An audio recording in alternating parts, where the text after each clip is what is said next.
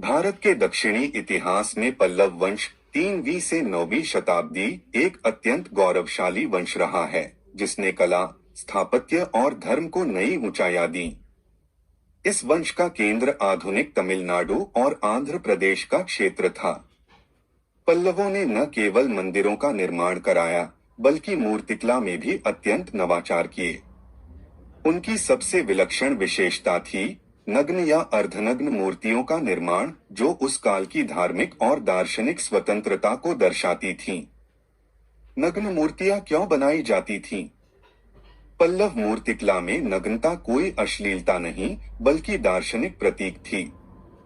विशेष रूप से जैन और शैव परंपराओं में नग्नता को वैराग्य, आत्मत्याग और संसार से मुक्त होने का प्रतीक माना जाता था।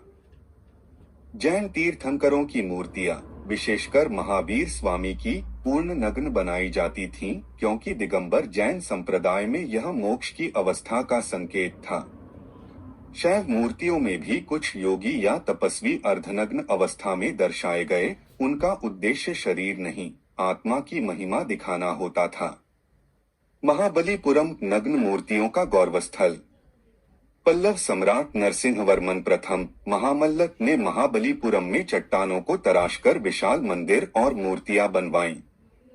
वहां कई गुफाओं और रथ मंदिरों में आपको नग्न या अर्धनग्न देव प्रतिमाएं मिलेंगी।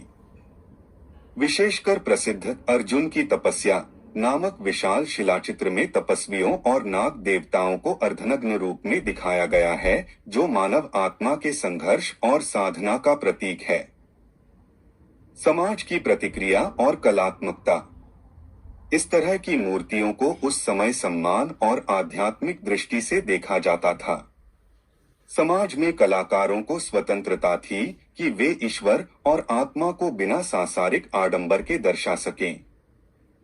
पल्लवों की यह परंपरा आगे चलकर चोल और होयस वंशों में भी दिखाई दी, जहां नग्न या अर्धनग्न देवियां शक्ति और सौंदर्य की प्रतीक बनी।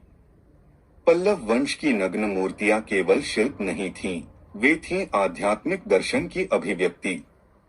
नग्नता वहां शरीर का प्रदर्शन नहीं, बल्कि मोक्ष, वैराग्य और तपस्या का प्रतीक थी, जिसने भारतीय कला को अद्वितीय ऊंचाइयां दी।